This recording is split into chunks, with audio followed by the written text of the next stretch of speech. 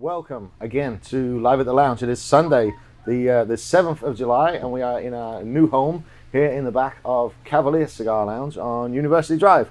I'm here with David and Alex, my two usual partners in crime for this podcast. How are you doing this evening, fellas? Well, sir, how are you? Welcome back. Yeah, doing well. Yeah. Got a little brown.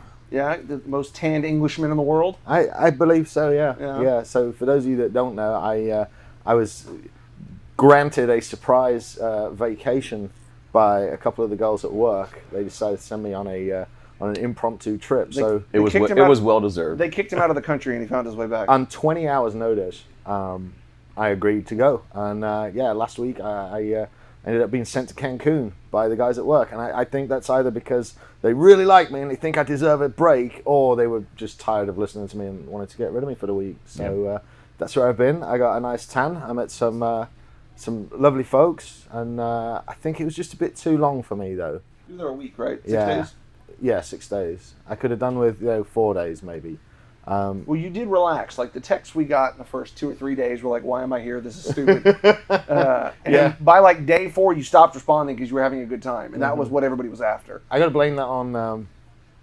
cell phone service? No, there was like this group that goes on vacation every year of 6 couples, and they're like, yeah, we're having fun, so you're in the same pool as us, so you're not allowed to not have fun. And they really did, like, take me under their wing, and they teach you how to vacation. No, they took me to dinner, made sure I got like company and stuff to hang out with, make sure there was like always folks around, because otherwise I just go in a corner and sit and smoke cigars, because that's what I'm comfortable doing. Look, I'm in the corner smoking a cigar now. It is odd. I think when I'm on vacation that I honestly meet more people that I stay in touch with longer than just my general everyday life. Like unless you change careers or something, but if you look at your standard year and like the amount of people that you constantly stay in like somewhat of a contact with about future plans, but people on vacations, I don't know if it's just a relaxed mentality. And I've never really vacated before, but I did find, if someone talked to you and you talk vacation.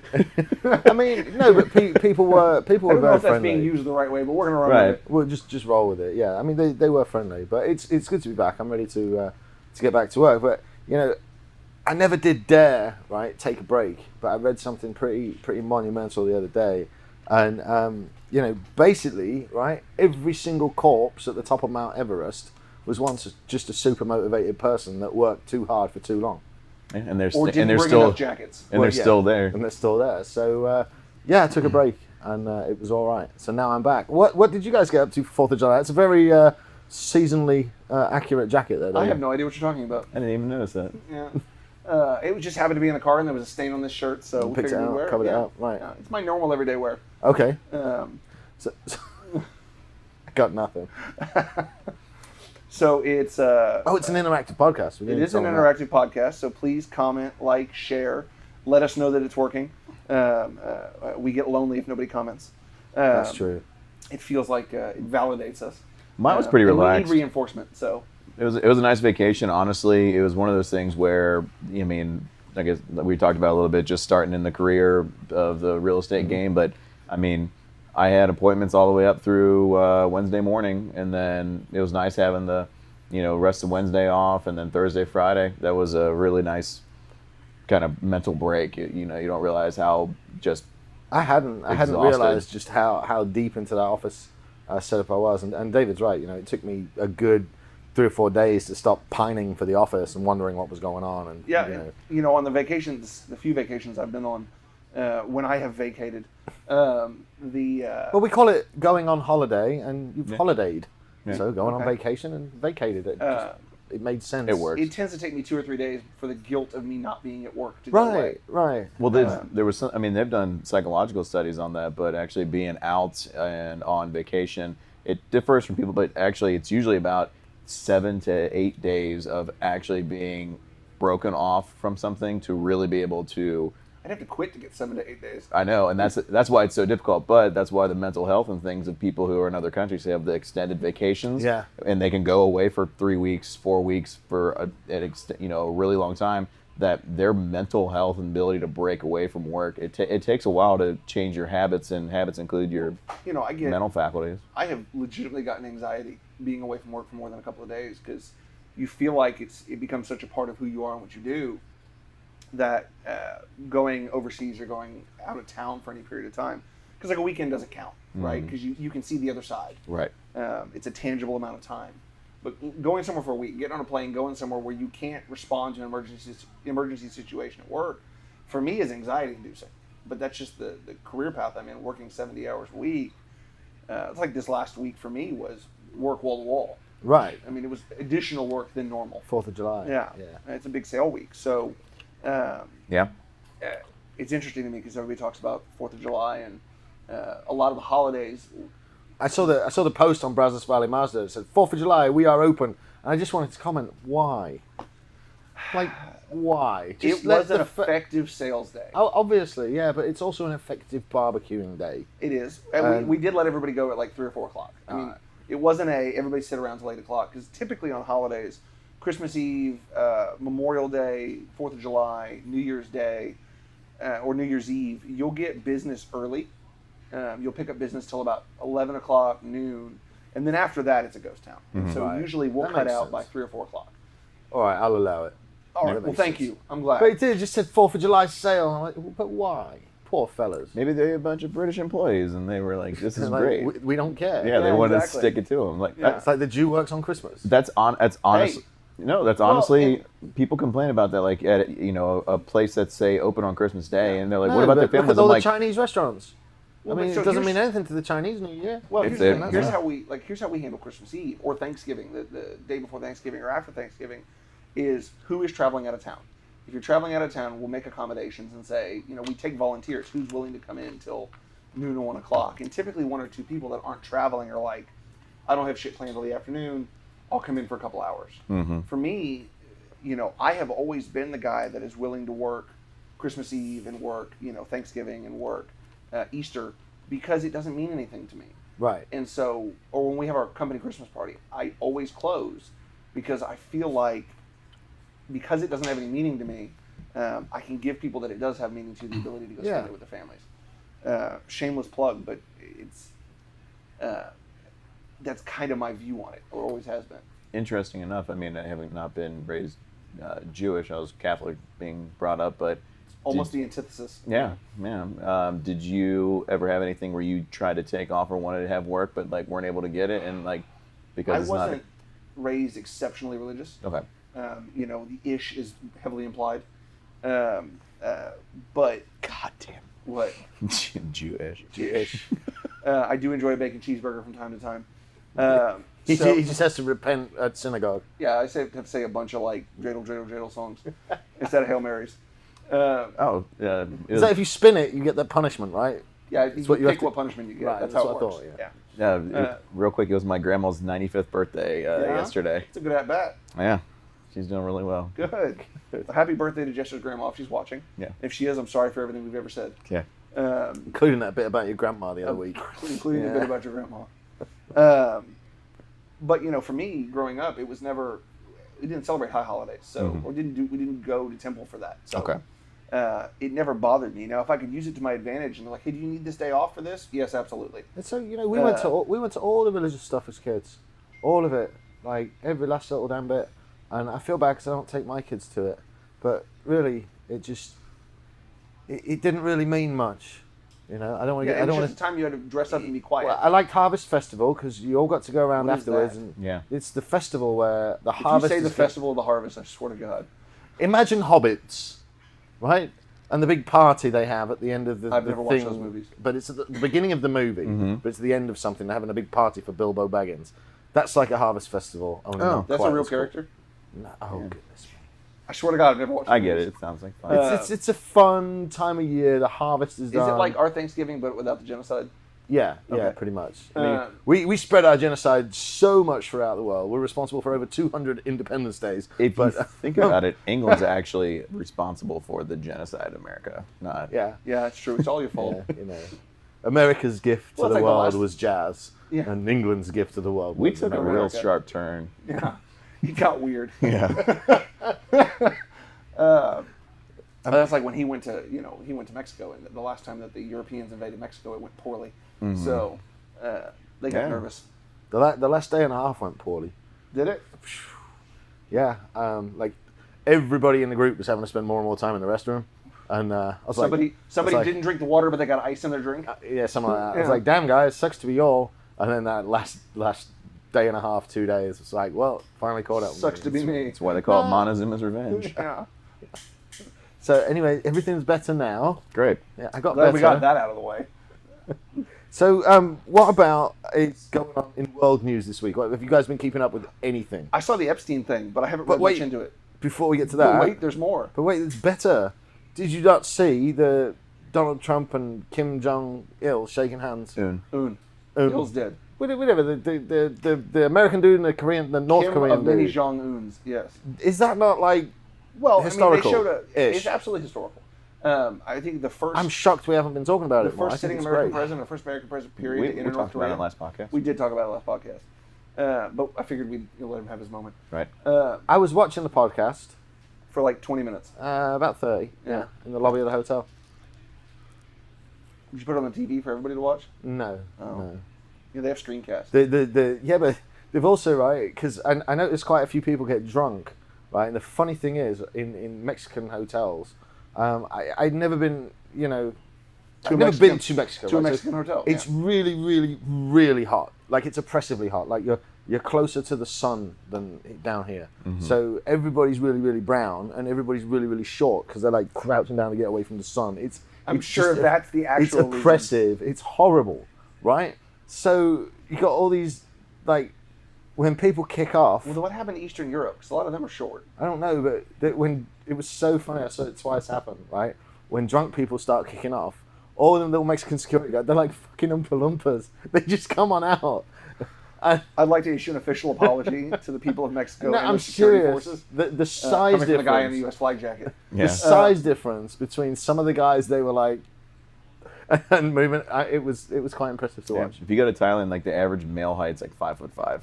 It is It's honestly. like I really want to go to Japan, but I feel like I'd be called Godzilla. In Japan, when we were there and you're riding the train, instead of grabbing the rings because they were so close, They hit you in the face. They hit you in the face. I would grab the rail on the top, and I'm least not. you can always see I'm where not. everybody's at. I'm not that tall. Yeah. So Now that we are done making fun of two different cultures, It wasn't making. It was an observation. no, we were do we have talking. anybody else we want to we were address? I was talking just to- waiting for a security guard to get punted. Like I knew it was going to It's happen. a low center of gravity, man. They're wily. Talking of wily and low centers of gravity, did you see that first round knockout last night? Oh my God, the UFC Dude, fight. the dude stole his soul and just gave it to somebody He a week didn't- on his Tuesday feet- away. His feet didn't touch the ground from when the round started. Oh, you could hear the crack. It was 3 seconds from the round start to his knee hitting his face. Oh, yeah. Somebody the got worst part is He that woke up and asked when the fight started. unbelievable knockout. Yeah. the worst part is you're already knocked out, and then he continued to punch him in the head. Yeah, but you're not going Two to more- feel it, are you? Two more times. I know didn't feel it. He didn't feel it, but it would be really weird to watch on video and just sit there and watch your so that's what happened. unconscious self getting With punched one and, eye, and because just the other feeling. one's jacked up. That That's UFC was the weird. first one I watched in a long time. I'm really glad I spent money on pay-per-view for that. I'm surprised that John Jones is still as dominant as he is. I mean, I'm sorry, that fight was not John Jones's fight. No, last night the other guy totally. I think the other guy should have had it 48-47. Yeah, I mean, it was 3 rounds to 2 for sure. Yeah, but No, it was 2-2, and then the fifth round could have gone either way, but yeah, I scored the 5th round to the other dude. Yeah. But when you looked at their scoring, Jones had more significant strikes just on a 10-point round system. But from a pure aggression standpoint and a fight control standpoint, like, Yeah, but what I'm saying is, what's he got now? 20 fights undefeated? That's ridiculous. Do you think John Bones Jones could get sponsored by Coca-Cola and he'd be like, John Bones Jones, Coke? I knew there was a punchline coming. I was just waiting for it. coming, yeah. I mean, that was pretty bad. Thank But you. that was still awful. quite good. Points to you. Quite good. I mean, I don't understand that. I mean, why not just be like, all right, fellas, all the steroids you can eat. Because Go. then it goes from being a sport to a Roman blood sport, and people die. No. If you let them all roid up, and you had these giant, like, the middleweights look like Brock Lesnar fighting, right? No, they start to have their weight classes. And they all move up a class. So?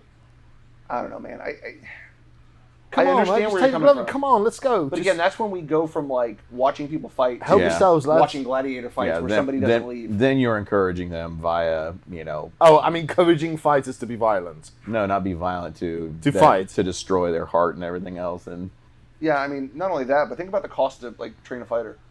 That's expensive. There's a lot of, like, work involved. And for them to get steroids are going to cause higher injury rates. I mean, that guy last night had a torn ACL. They're going to cause faster recovery rates, too. So many it comes and it goes. that's true. You know?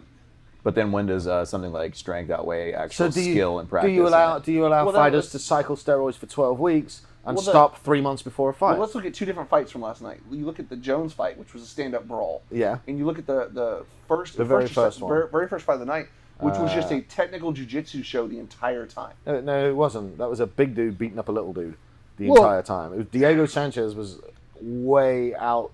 Diego Sanchez was probably 175 and the other guy was probably 200. And that's in the 170 division. Well, the other guy used to cut to 155. Yeah. And he was dominant at 155, but he wasn't as dominant at 155 that was unbelievable. as he was at 175. I've never seen Diego Sanchez just dominated like that. It was. It was very interesting. He mounted Diego Sanchez for 15 minutes. That's what happened. You're not allowed to say mounted. This is a PG podcast. It's called a mount in jiu-jitsu, right? I You were the one understand. whose brain went there. Mm-hmm. But realistically, that fight was on their feet for what, 5 seconds, 10 seconds? Of each round, yeah. Yeah, I mean, it was... First engagement, there was a takedown. That was Yeah, it. and then Diego had this look on his face like, crap, this again. Here again. Yeah. I did enjoy it though. It's been a long time since I caught a good UFC card, and that one was all right. Even Remember, we changed venues thinking that we had an entire fight that we could miss. Yeah. And it was the one with the flying knee.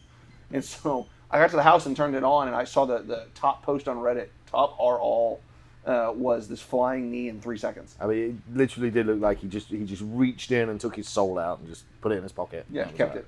Ugh. Speaking of taking souls, like Ursula and the Little Mermaid, apparently they are changing the race of Ariel. I don't care. Yeah, I know. It's a cartoon. Talking about news topics. I get it. It's amazing that goes to the That top is what's as well. no, that's what's making the news cycle to distract people from other things. Exactly. Nobody, I I think the average person doesn't give a shit. Halle Berry's paying Ariel in The Little Mermaid. What- Who's watching Little Mermaid? Little kids. What senator? Wait a minute. That depends who's playing Ariel. So True. what senator or congressman gave Disney some kind of huge tax break in order to put that out in the news to then pass something while we were all distracted by that? My favorite Disney reference ever is still the South Parks with Disney in them. Oh yeah. When Mickey Mouse is like the mob boss, that might be like the best series, best span of South Park. But speaking back to the news, the Epstein thing. Yes. So Jeffrey Epstein gets arrested, what, last night? Yeah. What do we make of that? Let's back up a minute because this whole Q phenomenon and conspiracy theory thing. I had just decided it wasn't true. I had just decided it was an interesting read, and that was probably the end of it. And then when I opened my Reddit app and saw that, I was like, well, now I got to think. So maybe. Epstein got Give a brief elevator pitch for Epstein. You've been much more involved in reading about this stuff than I have. I think the Jester has. Epstein got this sweetheart of a deal from somebody, Yes. to where he was untouchable. Yes. Wait, fill us in on that. There was some dude. I'm gonna have to go to Reddit real quick and Okay. make sure I'm looking at the right things because I didn't write this down. My understanding was he had some sort of sweetheart of a deal that got him out of having to testify, got him out of prosecution, got him out of implication. Like he was Yeah. untouchable. It was like a Godfather. And it's that was in 2009, wasn't it? It's been a while, yeah. Yeah. And then out of the blue, they arrested him yesterday well, in both Florida and New York. I don't know how you get arrested in 2 states at the same time. It's That's difficult. But it That's says impressive. here, prosecutor in 2009, Epstein case, said Donald Trump was the only one who helped with his investigations. The only person who picked up the phone and said, I'll give you as much time as you want and I'll tell you what you need to know. And it was very helpful in the information that he gave. Trump or Epstein? Trump. Okay. Because Epstein was tied to Trump's resort at Mar-a-Lago. So the first thing that's trending on the mainstream media is Trump's friend Epstein arrested for child sex trafficking. Well, so did the abandoned restaurant that's being tied to this that exploded in Oh my Florida all of God, a sudden, yeah. did that happen after or before Epstein got arrested? Right before, I think. And somehow people are tying that together, back to the Pizzagate thing, which I don't fully understand. Which isn't real, of course, but Pizzagate is very real, unfortunately. What's that Pizzagate? I don't want to go too far down this rabbit hole because it gets really weird really quick. And we'll get shot. Probably. Yeah. But the Epstein thing, so he got arrested last night on what charges? Like child trafficking and... Child sex trafficking? Yeah. Sex trafficking of minors, I think. Like legitimately trafficking minors for sex. And they're supposed to unseal the indictment Tomorrow. Yeah. So, but I mean, of the list of names, I mean, the most dominant ones, obviously Trump. Yeah. And Clinton. Was Trump implicated in what he was arrested for? I have no idea, but the list of names that's flying around the internet, there's Trump, there's Clinton, there's Kevin Spacey, there's Brian Singer. Well, and obviously the Spacey director. came out for some pretty fucked up shit. Yeah. So I don't know. We'll see what tomorrow brings. I guess. I think it may be the start of quite a few arrests. Or it may be nothing. Maybe nothing. Who knows? I did like Spacey's Trump card that he threw out there when they're like, "Hey, all these little sexual harassment issues," and he was like, "I'm gay." And Yeah, apparently gay is a Trump card now. And everybody was like, "What? What does that have to do with anything?" And he's like, "No, nothing. Okay, This doesn't work? Sorry. I can't invoke the gay? Like, that doesn't happen? It's a good card to have, I guess, but It didn't work for him. yeah, it doesn't." Which is upsetting because obviously he's a terrible person if he did the things that he's being accused of. Yeah. But House of Cards hadn't been the same. So, That's true. That was a pretty good show. That's true, man. I couldn't. That doesn't at all legitimize or justify anything. No, but he I did. was on like season 3 of House of Cards, and when the news broke, I just stopped watching it. Dead. Yeah. I just couldn't. I couldn't. It's do it. really difficult. Because One of they those. killed him off quite hastily. It's really difficult. One of those things that even though, I mean, the horrible things that he has either admitted to or been accused of, you know, I give until proven guilty, that's fine. But he's an amazing actor, and it's a very just like gifted actor. no doubt. it's just like when you see like an amazing musician, and then somebody says like, you know, maybe he's an abusive spouse or Ian something Wilson, like that. Lost Prophets. What's Yeah. that? Ian Wilson of Lost Prophets, Okay. the musician, and banging kids again. Right, and it's like you can't listen to that music, and it taints it, Ever. and You it's just don't almost want- impossible to kind of separate that from there on out. But it'd be nice if you could. I would. I mean, say. to a point, right? I mean, the Usual Suspects was still one of the best movies of the 90s. Oh, 7? Music, actors and their performances come from a place of experiences and come from a place of, I don't want to call it pain, but I think anything that you watch with him in it, it's going to be in the back of your mind like, am I supporting this guy? Is he still getting Screen Actors Guild checks? Right. Am I paying him to live comfortably Right. after these accusations? Right, and then you also have to look at his upbringing and stuff. Kevin Spacey and his brother, and his dad was a very abusive father. The And Macaulay Culkin thing. yeah, That kid went from Home Alone to everybody wanting to leave him alone. I mean, There was so many references to cheese pizza in that movie. which one? Ugh, Home Alone. Okay, I don't want to reach quite that far. what's the cheese pizza thing? He's going back to Kevin Pizzagate. was adamant that he only ate cheese pizza. Yeah, I know that. I know that movie like the back of my hand. But what's the pizza It gate ties or into whatever? the Cheese accusation. pizza was the code word, code pedophile word slang for- for child yeah. porn, CP. Oh, So wow. It gets pretty tinfoil hat. I don't think John Hughes was privy to that back then. I don't know, Nobody knows. Has anything come out against John Hughes? I loved him. I don't know. He had some great films. but you think that all the child actors of they all go through the they went crazy. Well, every stupid little kid loves cheese pizza. That's true. Yeah. They're like, I don't want anything There's on not it. a lot of things It's wrong with cheese pizza. That's Basically, not. it's cheesy bread It's phenomenal. in triangle shapes. So good, Alfa Romeo named their new car after it. Cheese pizza? Quadro Formaggio, Oh, four Four cheeses. cheese. something like that. Yeah. Quadrifuglio? I don't know. I don't know what. I don't know. It's a mouthful. Why Four-leaf couldn't clover. Yeah, quadruport. Good job, Maserati. Like 4 doors. Thanks. yeah, thought about that one, huh? It doesn't sound real special. Your media marketing team's just Yeah. killing When you it. translate it to its native tongue, you're like, wait. It's the guy who went to Gillette and did that commercial about the Me Too movement. It's the same guy who did the quadruport for Maserati. He just Yeah. keeps moving and messing everything up for them.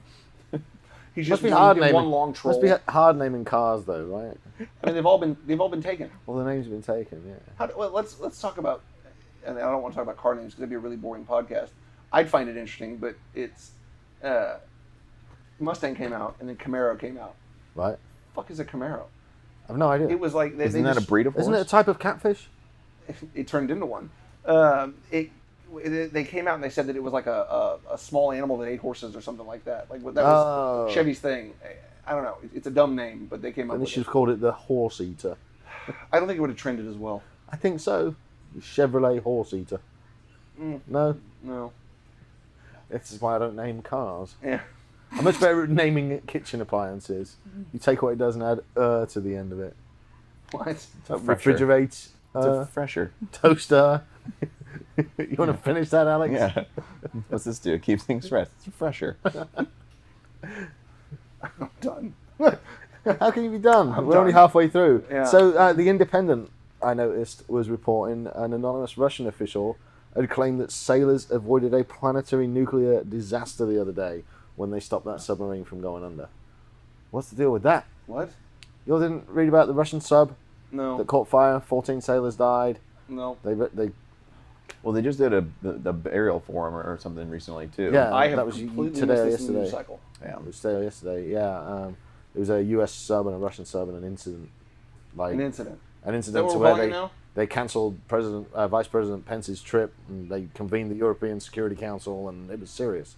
Yeah. So somebody fill me in. What happened? That's a nice jacket. What? That's a nice jacket. Yeah, somebody fill me in. What happened here? That was what happened. So There was an incident between two subs. One of them caught they fire. run into each other? It didn't say. Incident. They'll tell you in due time when they When they figure out a good cover story. when they feel like we're ready for it. So here's going on to that. It's kind of an interesting topic, but submarines freak me out. I am claustrophobic. Was it because they're long and hard and full of semen? Yeah, it's also why. Usually dark in color. This just got weird. But the idea of being in a vessel that is sealed and it's not like at any time you can just open the door and get I mean, out. you can. Yeah, like an Once. like an airplane. For some reason in my head, I'm like, this eventually will be over. Those both and have like, similar results. If I you know- open the door and try to get out. I know, but it's like I'm in a place where like even if you jumped out of an airplane, you can still breathe for the next so long Until you die. Until you die, but So, like and if under anything goes wrong in a logic- submarine, you can breathe until you die. anyway. So Same place. Same place. It just takes longer to So die. basically, surface vessels only. yeah, underwater. I don't know that. I don't like Would you the want to be ocean. bobbing in the middle of the ocean? I love snorkeling and scuba diving. Like that'd be No, great. dude, What if until I- you can't get out? If I can't touch the bottom, I'm out. No, I don't want. No, I don't belong in the ocean. See, that doesn't bother me. It's just No. it's for some reason I it's being never- it's being like locked in this small like thing, and it just I don't know. I'm No, claustrophobic. I don't belong in the ocean. Now we know why at Jester all. wasn't in the Navy. I was locked in a suitcase as a child, so that's why. Repeatedly. Hold on. Yeah. Go on. Yeah, Go on. It was an Story time. It was an accident. I was playing hide and go seek, and the lid was closed on it, and it was an old Auto school, latch. and it latched and locked on me, and I freaked out. You know, like 3 days. No, it was like 15 seconds, but long enough to not be able to get out and scream. And anyway, my mom. So you've never been rescued me. never been able to get back inside a suitcase No, again. yeah. So international smuggling would not be my forte. But anyway, Being internationally You're smuggled. supposed to smuggle the suitcase. You're not supposed to put yourself in it. yeah, but It's a cheap airline trip. yeah, it's like those weird phobias Well, now, look at man. that, It's those really people that- odd, and you think about like why people are the way they are, and it's like everything can go back to all that stuff. To But- being locked in a suitcase. Well, I mean, like it could just it messes with your psyche as a person, you know. Like you're talking about Kevin Spacey and stuff, and it's like you can go back and like, is there a reason that he is the way he is, you know, nowadays? Because he's a pedophile.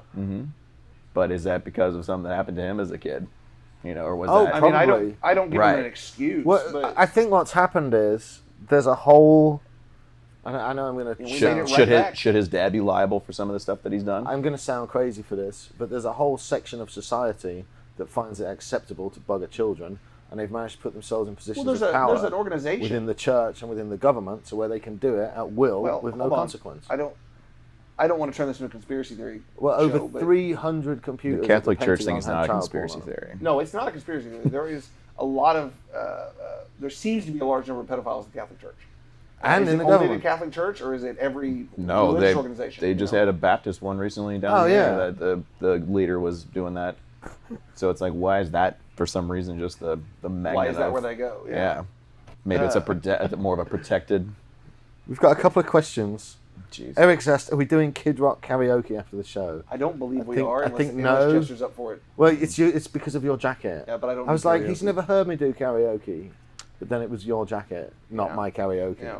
And then we've got one here from, I don't know this guy, Dr. Sposey, long-time listener, first-time commenter. Are there any gifts for the live studio audience? No, unfortunately there are not. It's actually our first live studio audience. Yeah. Yeah, there's a couple people behind the Yeah, scenes. there are some people behind the scenes. Dr. Sposey. Doctor. That's what his name What is says. Dr. Sposey? What is your doctorate in? I don't actually know his name. I just know him as Sposey. Yeah. I do too. Are we gonna get an answer to that? I was going to say, No answer to that, so we're not jumped going to in. find out what Sposey's name is Oh, damn. at all. But continuing forward, so we've covered current news cycle. Is there anything else? You know, what's the price of gold and what's going to happen next week in the market? Bitcoin, all that stuff. You know, I was expecting UFOs to be revealed the other day, and they weren't. Yeah, but you've expected that nearly as long as I've known you. No, I've only started betting money on it since last year. I think you still owe me money for that. $20, yeah. That whole Bob, is it Lazar or Lazar? Lazar? The guy from the I Joe don't Rogan know, podcast. man. I watched that Netflix I like special. Joe Rogan, but I don't know if I like a lot of. I don't know if I trust a lot of the opinions that come off of his podcast. It was a plug for the Netflix special, right? It was an interview about disclosure, but they were pushing you to go watch the new Netflix special, and I couldn't get through it. It was like almost like they were trying to program your brain just to believe it. It was awful. It was so poorly done. I couldn't watch it. So it's interesting with all the stuff they talked about, but it's the classified information and the fact that he was saying that some of the stuff that he was talking about was revealed, and he was decades ahead of the time, revealing some of the information he had. But then what they do is they sprinkle in stuff that is not true. And I mean, we experienced it at working with the old job, but at Coca-Cola that we worked at, there are guys who are working with the top secret formula, and they're given a task knowing that X amount of percentage, 20-30% of their daily task is worthless to throw them off. They're not allowed to communicate stuff with other people when they find out, and they give you things. Super careful about it. They give you things that if you were to disclose it to somebody in any sort of way, that they can trace it back to you. If you say they go, oh, that must have come from Tom. That's a and then relatively common way of figuring out who's leaking information. Right. But you feed different information to different people and see what comes out. Right. And so if you're really keeping track of that, but then you find out that he's talking about, alien crafts and that they had X amount, and he's really specific on the numbers and details and how those things work. My opinion of it is I think you'd be daft to believe the universe is as large as it is that we're the only ones. Yeah. I believe that's a ridiculous conclusion. I believe we have anti-gravity technology. Yeah. But did we make it or did we get it? I believe we got it from the Germans as part of the Operation Paperclip stuff when all the German scientists came across. I don't know where they got it from. I'm going to sit out this one. I'm more inclined to believe it's an ancient technology that was uncovered in some kind of archaeological dig. I'm more inclined to believe that. That seems to be, there's evidence of previous civilizations on Earth. Sure. There's evidence of advanced technology in those civilizations. So my best guess would be they dug something up and were able to replicate what they found either underneath some ice or underneath the pyramid or something. I think they found something and were able to make it work. Well, I believe we're not the first intelligent civilization to exist on this planet. The planet's a lot older than we are. Yes. And I think there may have been cataclysmic events that reset the clock. Agreed. But that's in the same vein as believing we're alone in the universe. No, I just think they dug something up from Göbekli Tepe or one of these ancient sites, and they said, "Wow, they just made it work." I don't know. That's kind of where I draw my line of. I'm not a conspiracy theorist. I'm not either. You kind of are. Yeah, but you acknowledge there was ancient civilizations. Sure. We know there's ancient archaeological sites. Sure. So maybe they found a magic box. And the ones that we're finding and uncovering recently are way more ancient than what we previously thought was the timeline, and it was just as advanced or more beyond some I'm of just the waiting starting. for us to find the box that actually destroyed them. That would suck. And it's like a box that's been passed down from generation to generation, and whoever pushes that button just I think it's called a particle accelerator. big But old that's a whole different. You think so? The CERN Super Collider? Well, not necessarily that one, but that. Well, what does that have to do with those California earthquakes where the epicenters were under the naval base? Speaking of keeping with podcast traditions, Laura's out there still, and I have to fly out Wednesday and pick her up. And I'm like, if there's another stupid earthquake in the roads, I will drive through Mexico and come back through the bottom of Texas if I have to get home. Yeah. It's insane. Like a swarm of earthquakes ranging from like nothing to 7.1. There were two. It was a 6.6, and then the weird thing is earthquakes, the way they radiate is it can be really different, and sometimes you don't feel nearby. And the depth of them, and how also the waves propagate from the center. They were all centered on that base, though. Was it a test that went wrong? Was it Ridgecrest area? It was Ridgecrest area, but they weren't at the exact same spot. They were nearby. They were within the proximity. But there were also some large ones in northern Alaska, but nobody talks about them because there's nobody up So, Right. my question is, did they detect the propensity of a massive earthquake coming and figure it was better to try to trigger some smaller ones to relieve the pressure? Because that would make sense. We'd do a really big earthquake on that. I mean, it's been, it would be 25, 30 years since there's been a massive earthquake. if there's Well, some but remember research, it's so hard to predict though because you have all these stress fractures and everything, and there's different types of earthquake. There's convergence, strike slip, all that good stuff. But if you could really plan it out and do 3 6.6s instead of 1 8, that would be the way to go. It's a logarithmic scale, isn't it? Yeah, and so a 7.1 is not just a couple little clips higher than 6.6. Explain that. How does it work? It doubles up every time or something? 10 times. It's a logarithm, so it goes by a factor of 10 each time those go up. So the difference. Right, two decimal point? Yes. Yeah. So A So two is- a 6.1 is 10 times harder than a 6.0. Yes, and so it goes up, increasing from there. So That's crazy. This 6.6. So if you get a 7.1, it was 4,000 times or 5,000 times. Well, but you also have to look at the depth of them is huge. Right. So like And also how it radiates and stuff too. right, the material that it's in, the rock that surrounds it. Right. But my particle accelerator things comes from the fact that you talk about the Type 0 and Type 1 civilizations, right? Right. Is the reason we haven't found a Type 1 civilization because they get to the point of particle accelerators and do something stupid. Or do they? With a particle accelerator could literally vanish the universe up its own arsehole, and they turn it on anyway. I think we call that a black hole. Well, we thought that That's what I meant. we thought Suck nuclear everything bombs were going to incinerate the atmosphere. No, we didn't know They it. did. They didn't know. Parts of it. Parts of it, but they thought it was going to set off a Tsar chain bomba. reaction. But we have a comment from some fella called Bruce. There's an international treaty that says only permitted people can cross a certain parallel in Antarctica. It's probably to ensure common people don't discover ancient technologies. I am inclined to believe that. For those of you that have heard about or read the Diaries of Admiral Byrd, The guy that went nuts in Antarctica. we didn't really go nuts. I mean, there was Operation High Jump where they got attacked by flying discs. That kind of sounds like he went nuts. I don't know. Well, they got really drunk and needed a good excuse. I don't know, man. I mean, that gets into the people talking about flat Earth. That gets into Oh, it's because people tie flat Earth to it. But hollow Earth, is there a does the Earth's core have a honeycomb mantle have a honeycomb structure? We don't know. We've only dug down. I think it was like 7 miles or something like that, and then the drill bit got too hot. It was was that hole in Siberia they dug. someplace in Russia, Yeah. and they went down. Oh, yeah. They drilled it as deep as they could get it, and they ended up with the rock was hot enough to have plasticity to it. Also, humans are weird, and I think it's really cool though. It's like, let's just start drilling. Let's see Yeah, how far we let's can. It's dig. like Particle why? Alex, It's get a like- shovel. Let's go dig. Particle just- accelerators, right? yeah. You're playing with things that you don't fully understand to try to understand them without knowing the consequence. Yeah.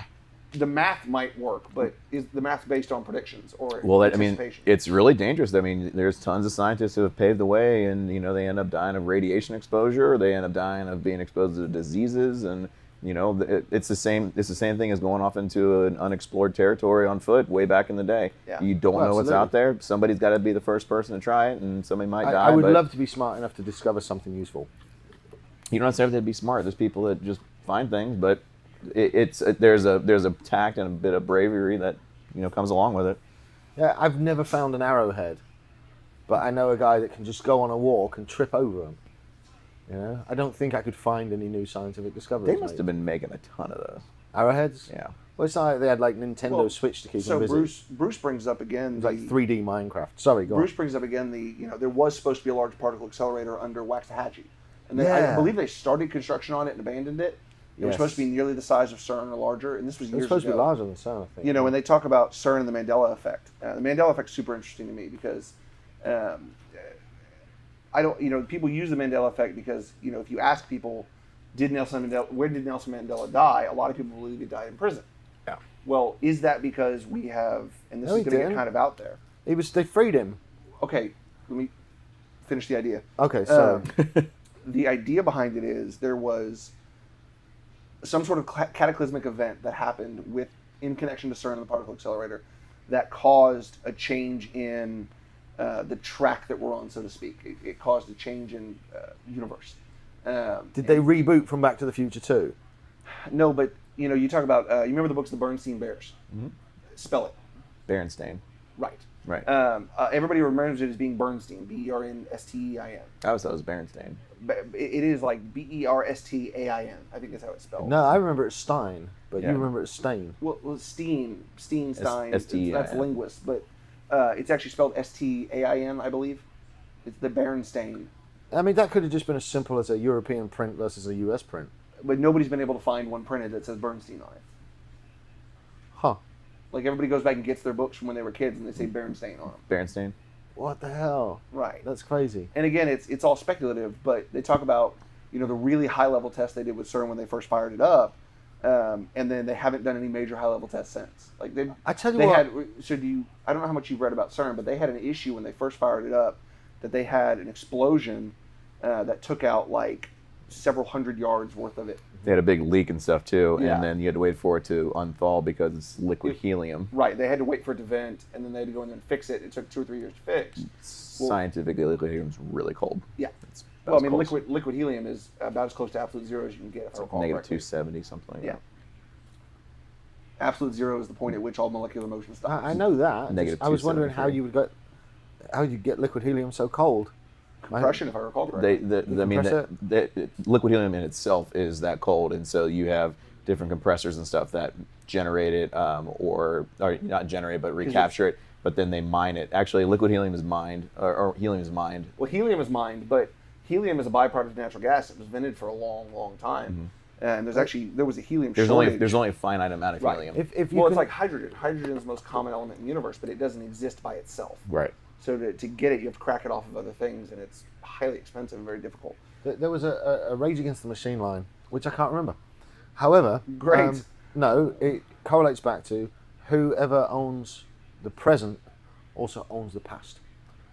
So whatever, as far as the Mandela effect, for example, if they decide they want to edit Back to the Future because there's a line in it where he said, "Beat it, spook, this don't concern you." Mm-hmm. They decide they want to edit that out and have, "Beat it, dude, this don't concern you." Once that's edited and they stop showing The original. the only way we can get the original is go back to the old VHS tapes. We don't have any VHS players anymore, and all of a sudden, when you're watching it on America's Classic Movie Channel now, because it's old as hell, and the guy's like, "Beat it, dude, this don't concern you.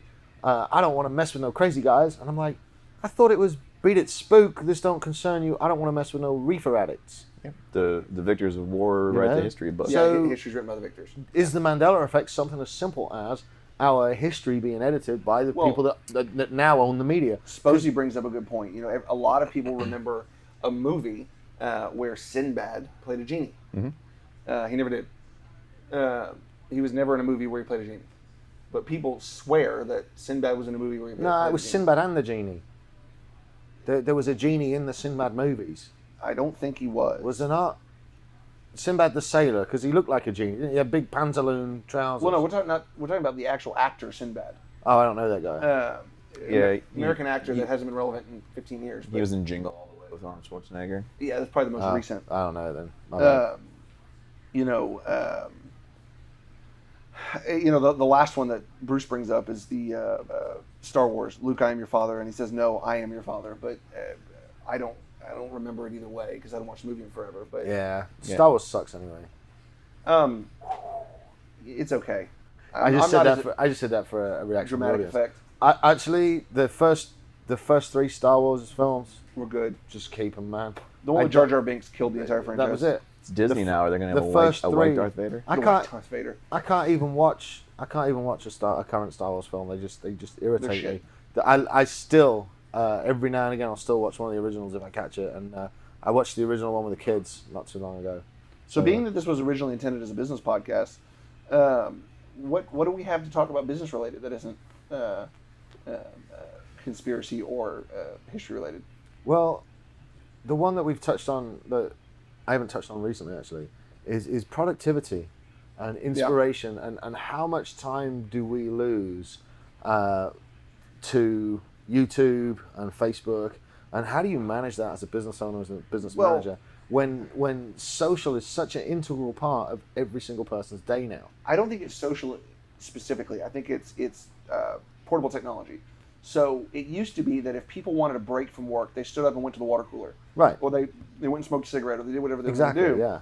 but you didn't see them as sitting at their desk on their phone. Right. So how And do it's you combat frustrating. that though? Because as a boss, I'm like, Right, it's frustrating as a boss to walk by and see that person just sitting there staring at their screen. right. Well, in sales, are they contacting a customer? Is that the preferred method of contact? Yeah. Or are they fucking off playing Candy Crush? I don't know. Well, if I can see the screen and it's got Candy Crush on it, then it's fairly obvious. Well, but Is that still how around? much- Candy Crush? I don't know. I'm no, just using I those don't words. know.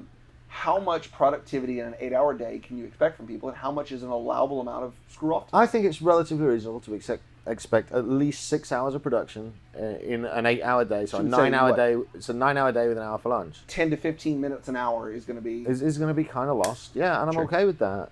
It's Well, when what do you consider productivity? Because in each individual field, if you get nothing done but you worked on things all day, was that a task that legitimately took that much effort, or was that a task that you could have done more efficiently? oh, I don't know. It's And how do it's you not even that. It's how what do you do about address that? what do you do about cell phones in the workplace with hourly employees? What do you do about cell phones in the workplace when they're an integral part of their job? Because with hourly employees, you can say no cell phones on the floor. Right. There's a lot of restaurants that no cell phones on the floor. A lot of Right. production facilities, no cell phones on the floor. But in sales, where some people's preferred method of Oh, contact yeah. may be text message. Honestly, in sales, if you're not on your phone, I'm wondering what you're doing. Right. You should be texting or glued to it, or And for the making longest more time, calls. we said that it was, face to face or phone call was you didn't do things through text because it was impersonal. However, there's a whole generation that prefers. I text prefer to messaging. communicate by text because then I've got a record of the conversation. I can scroll back up, see what we said, figure out what I committed to, add it to my Well, calendar. that's one of the first things that we ask people when they contact us is, we'll send them an email, we'll call them, and we'll send them a text and say, which is your preferred method of communication?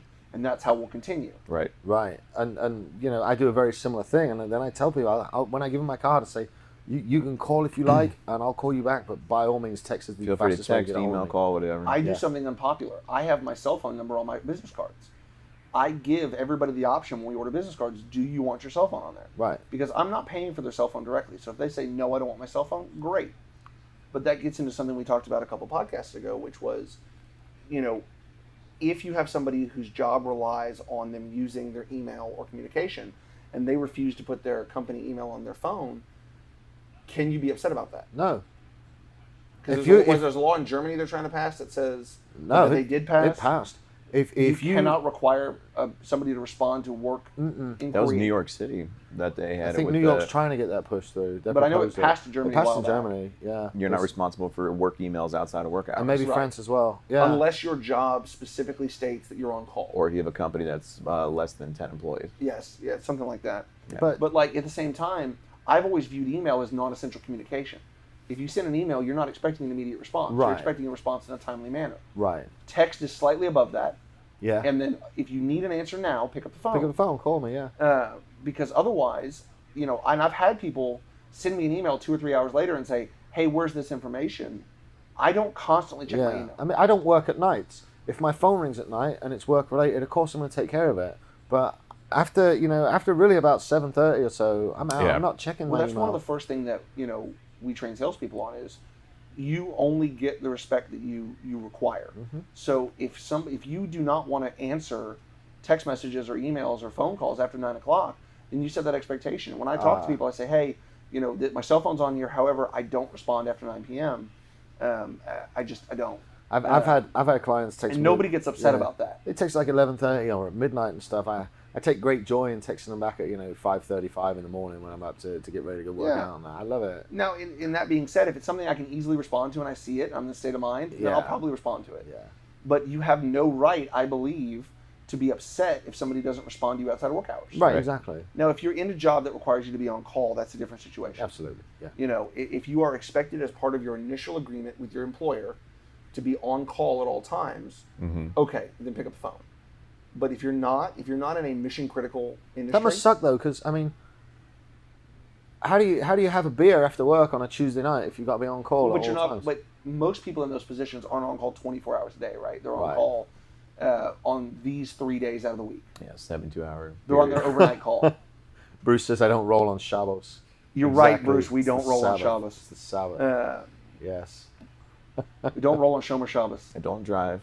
I definitely Well, don't. and that being said, when I was in Israel 2 years ago, the country shuts down Friday evening to Saturday evening. Period. End of story. Like they don't do anything. You don't cook. You don't go to work. You don't push the button on the elevator. I mean, you don't do anything that can be construed as work. So do you work harder on the other days than? Because Well, you've no, got to but climb. their You've got to whole climb week- the stairs. That's harder work than pushing a button. Well, but their whole week is shifted. Their work week is Sunday through Thursday, because their weekend is Friday, Saturday. Because a significant portion of the country won't work from Friday at sundown to Saturday at sundown. So, I know when we were there, our bus driver dropped us off where we were going and deuced out, and we didn't see him until Saturday night. And Saturday during the day, we just kind of had to entertain ourselves because, you went to Temple, but then you didn't do anything else. The hotel was basically shut down. Like there was food service, but it was like cold cuts. yeah, it was like sandwiches. cold cuts kind of stuff. I mean, Yeah. there was no cooked food. ham. A lot of ham, yeah. Cold cut ham. Israel was known for their ham, and their bacon cheeseburgers. Prosciutto. Yeah, Oh, prosciutto. because you don't eat pigs, right? Yes, but don't dig on the swine. The hooves. Cloven hooved animals. And all that came from. It's just like with what do the Muslims call it? It's we call it kosher. They call Halal. it halal. Hello. Halal, yeah. Very similar dietary rules, and they came originally from sanitation. Pork, if you not properly prepared, Yep. trichinosis is a serious risk. Still is. Still is, yes. Not as much as it used to be, right? With processing and things like that. But Right. kosher comes down to the way the animal was raised, the way the animal was slaughtered, the way the food's prepared. I grew up. My grandparents had 2 separate fridges. You had meat and milk. You didn't mix them. You didn't mix them in the fridge. The halal, it's a type of, it's having the proper person who is Yes. doing it. It's not necessarily like at the. Well, there's food that's forbidden too. Okay. And I'm not as up on halal as I am on kosher. Sure. But there's Catholics fish on Fridays, right? No meat on Fridays. Unless you forget. And like, what? Unless you forget. Right. And so there's dietary restrictions going back thousands of years, and a lot of them were sanitation based. They weren't anything particular. They didn't like the pig. It was just that they saw a bunch of people getting sick eating pig, so that animal we can't eat. Right. Makes sense. Sure. But that's why there's a significant portion of Gordon Ramsay could have helped. Look at it. It's raw. well, but there's It's a still significant raw. portion of the Jewish population that has gone away from kosher. It's become less in the U.S. at least. I mean, it always the rumor we heard was that by slitting the animal's throat while it was still conscious, incited fear into the bloodstream for that last few seconds. You got of an its adrenaline life. shot. And the adrenaline got into the meat. Yeah. And you got to eat meat with adrenaline in it, With other other chemicals in right. it. Yeah. Bruce brings up a point again. Indians don't eat beef because when they ate cows back in the day, they'd get sick, so they assumed the cow was sacred. Almost all dietary restrictions, I believe, go back to health and sanitation. I had my kids believing that regular milk came from white cows and chocolate milk came from brown cows. There's a percentage of the population that believes that. I totally had my kids wound up on it, and then William looked it up, and I was That's quite. because your kids are going to be smarter than you. Oh, they already are. They already are. No doubt in my mind. And They get it from their mother. they've learned bartering and negotiation now. Yeah. Oh my goodness, it's terrible. It's like I've got 2 little enemies. They just gang up on me and negotiate things that they really shouldn't negotiate, and I give in. Well, speaking of negotiation, one of the super interesting things I've always seen in sales is the way that different peoples negotiate. Yeah. Cultures. Cultural negotiation is a thing, and I've had you have Indian cultures that negotiate a certain way, Middle Eastern cultures, Oh, Americans, Europeans. Yeah. I mean, there's certain cultures that if somebody's not upset, they feel like they haven't gotten the deal. Yeah. And when yeah. you tell them, "Look, we're done, go away," then they're like, "Okay, we're there." And that's really hard for people to learn that didn't grow up with that type of negotiation. Well, yeah. You have to be stern, because if you're still being kind, then there's still meat left on the bone. I mean, I negotiate a lot, and you've always got to dance around to get that first number. And Well, whoever speaks first loses. well, yeah. I mean, generally as a seller, it's a lot easier because we set the price, and It's then commodity. we're like, bring us the offer you want to bring us, and we'll move from there. We'll go. Well, but from there. that's in my industry where they built more than one. It's very rare to have something in the new car market that is irreplaceable, other than some specialty vehicles and things like that. So Yeah. when you get in a It's negotiation, not like a house. Yeah, it's not like a house. They built more than one, and some of these spec homes, right? They built more than one, but each of them's a little bit different. Each Yeah. of them might be in a different location. The availability is there. Somebody in Houston's going to have it too. If you've got a specific vehicle, there might be 1,300 of those on the ground nationwide, and that color and that equipment and that option. So you really aren't. You get back to the buy local thing. You know, there's so many organizations and chambers and things like that promote buy local. Yeah. But my thing is, I learned this from somebody I worked with. The only way you can legitimately ask somebody to buy local is if you can provide them 3 things, which is the same product at a similar value with a similar level of service. Right. If you can't do that, you can't expect somebody to pay more to buy local. That's just wrong. Right. You're saying that, you know, you're indebted to me. Right. Well, no, you have to present them the same thing. Yeah, just give us a shot. Right. Yeah, Which is why, like, save yourself a 3-hour round trip. Well, which whether is it why be 3 retail's hours or going 6 hours. retail's going worldwide, because there is no service and stuff associated with buying a Sure. shirt or anything like that. So Sure. you're Well, gonna there's buy for the conversations about the entire auto industry going online. I don't think it's going to happen inside our lifetimes, because when people buy, there is so many options. Now, I do believe that we're on the midst of a shift in the way that people look at vehicles. You know, if you look through the history of automotive, when they first came around, they were a status symbol. They weren't necessarily for convenience. Then they became a convenience thing. Then they became a status symbol again. You look at the 70s and 80s, where pretty much everything was base model. There wasn't a bunch of options. It just became basic transportation. And right now, the reason there's 13 different versions of every car is because you want to have the better one.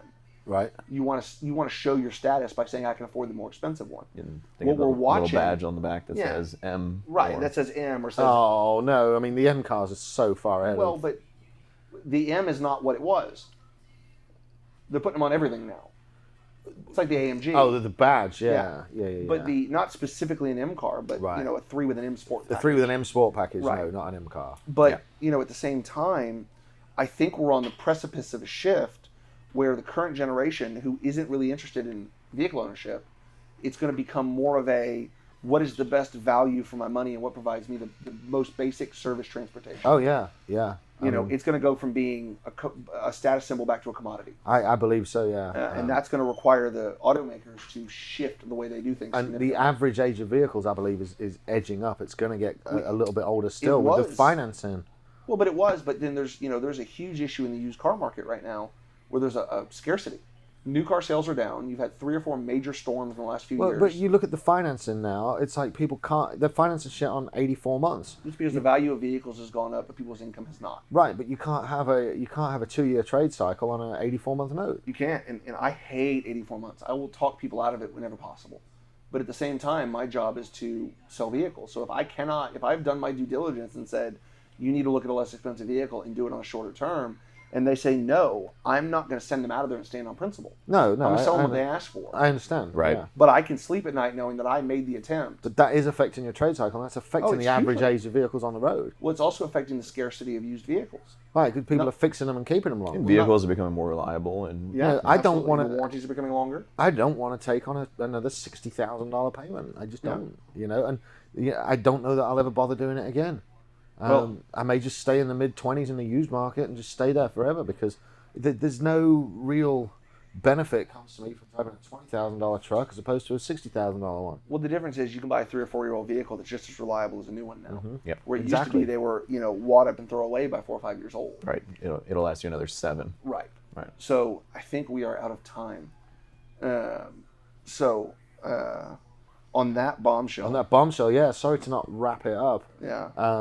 On that bombshell, thank you so much for watching. I want to thank the guys at Cavalier Cigar Lounge for letting us come down with them in their consolidation back down to one location. They're out on University Drive next to where Fox and Hound was. 505 University. 505 Yeah, University 505 Drive, University. Cavalier Cigar Company. Yes, and also to the guys at Texas Media Foundry Yep. who make all this possible, and hopefully good enough to Photoshop us to where we look good too. And to our live studio audience. Yes, thank Yes. you for commenting. All right.